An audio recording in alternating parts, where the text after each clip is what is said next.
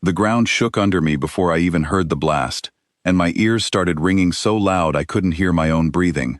My name is Ethan Hale, Corporal, 3rd Recon, and in that moment, I was alone, cut off from my squad, standing in a smoking crater that used to be a supply road. Somewhere behind me, a dropship was burning. Somewhere ahead of me, enemy territory stretched out for miles, and I had no radio signal and no idea how I was going to get back alive. I checked my rifle out of habit, my hands shaking from the shockwave. My squad had scattered when the ambush hit, and the last order I heard before the static swallowed everything was fall back. I couldn't fall back. I didn't know which way back even was anymore, so I did the only thing a soldier can do when the world stops making sense.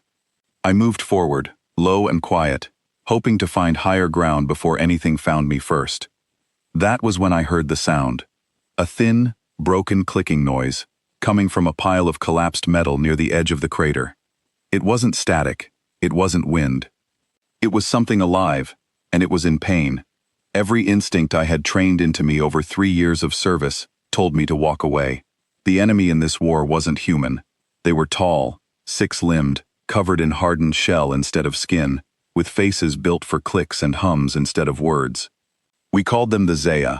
The command called them a threat to be neutralized.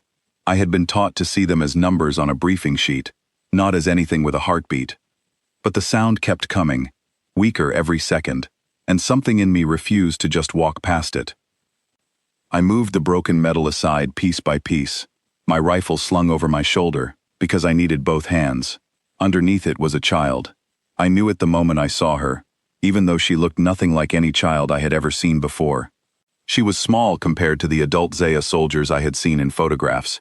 Her shell cracked down one side, one of her forearms bent at a wrong angle. Her eyes, large and dark and faceted like broken glass, locked onto mine, and I swear in that second, neither of us breathed. She should have been terrified of me. I was the enemy. I was wearing the uniform that had probably caused the explosion that buried her. But she didn't have the strength left to be afraid. She just looked at me, like she was waiting to find out if I was going to end her suffering, or start it. I knelt down slowly, keeping my hands where she could see them, and I said the only thing that came to mind, even though I knew she couldn't understand a word of it. "I'm not going to hurt you." She made a small sound, something between a whimper and a question, and a strange bead near her throat flickered with a faint blue light. A translator. Someone had given this child a translator, which meant someone out there loved her enough to make sure she could speak to whoever found her. That thought hit me harder than I expected. I pulled out my medical kit, the one built for human injuries, and I did what I could. I didn't know Zaya anatomy. I didn't know if what I was doing would help or make things worse, but I wrapped the wound as best I could and gave her water from my canteen, and she drank it like she hadn't had any in days. Her name, the bead told me in a broken, mechanical voice, was Sael. She was the daughter of someone called the Mother of the Ashfall Spire. At the time, that meant nothing to me. It would mean everything before the week was out. I made a decision right there in that crater that would follow me for the rest of my life. I wasn't going to call this in. If I radioed command and told them I had found an injured Zaya child, I already knew what would happen. She would become a prisoner, or worse, a bargaining chip, or worse than that, nothing at all. I had seen what this war did to people on both sides, and I was not going to let it happen to a child I was holding in my own arms. So I picked her up, as gently as I could, and I started walking away from my own lines and deeper into enemy territory, carrying an injured alien girl through a war zone with no backup, no orders, and no idea if I would survive the next hour, let alone the next 3 days. The first night was the worst. I found a shallow cave carved into a hillside, and we hid there while patrols passed close enough that I could hear their voices. Some were human, some were Zaya. Either one finding us meant disaster. Sael shook against me the entire night, not from cold, I realized, but from fear.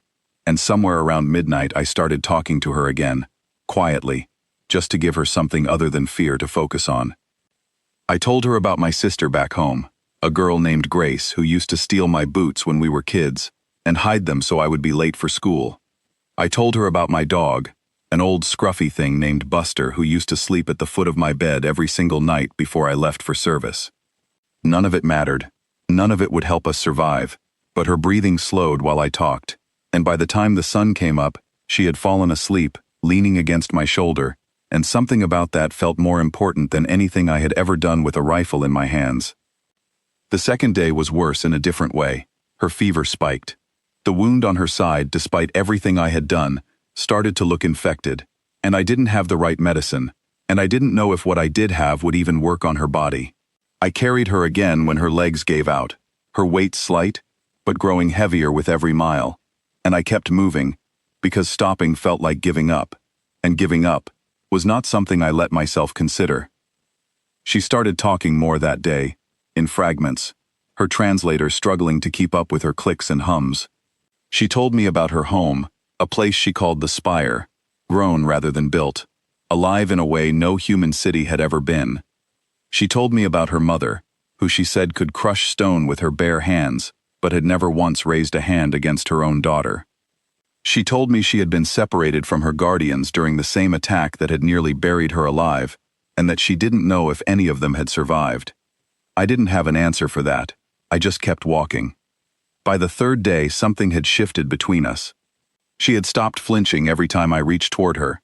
She had started reaching for my hand herself when the terrain got difficult, small clawed fingers wrapping around mine, with a trust that felt heavier than any order I had ever been given. I realized somewhere on that third day that I was no longer thinking about getting back to my own lines. I was thinking about getting her home. We reached the outer edge of what had to be Zaya territory by that evening. I knew it because the landscape changed, the ground softer, strange plants glowing faintly in the dark like they were lit from within. And then I heard the sound of movement, fast and precise, surrounding us, before I even had time to reach for my weapon. 6 Zaya warriors emerged from the shadows, spears leveled, their bodies tense and ready to strike. I had seconds to make a decision that would determine whether I lived or died, and I made the only one that made sense. I dropped my rifle into the dirt, raised my hands, and lifted Sayel up where they could clearly see her face. For a moment, nobody moved. Then one of the warriors let out a sharp clicking cry, and the others lowered their spears just slightly, just enough for me to breathe again. They didn't trust me. Of course they didn't, but they recognized her, and that recognition bought me a chance I never expected to get. They surrounded us, weapons still raised but no longer aimed to kill, and they escorted us both toward the spire itself, a massive structure that rose out of the ground like something grown rather than constructed, its surface pulsing gently with veins of soft light. I had seen pictures of Zaya architecture in briefings before.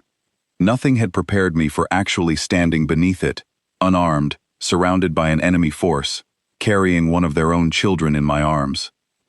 They brought us through corridors that felt more like the inside of a living creature than a building, past rooms full of Zaya, who stopped whatever they were doing to stare at the strange sight of a human walking freely through their home.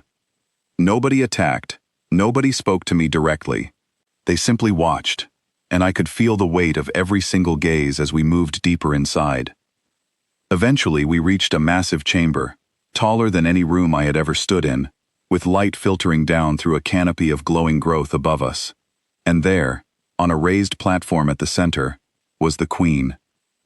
She was enormous, easily 9 feet tall even seated, her shell marked with old scars, and a crown of pale, bone-like growths rising from her skull that clearly marked her as royalty. Dozens of warriors stood around her, and every single one of them turned their attention to me the moment I stepped into the room. I set Sayel down as gently as I could and stepped back, hands raised, my heart pounding so hard I was sure everyone in that chamber could hear it. "She's hurt," I said, knowing full well that none of them could understand English. "She needs help now." For a moment, nothing happened. The Queen's eyes had not yet found her daughter. She was staring at me, calculating, and I understood in that moment that I was standing closer to death than I had been in the entire 3 days it took me to get there. Then Sayel made a sound, weak but unmistakable, and the Queen's head turned. What happened next is something I will never forget as long as I live.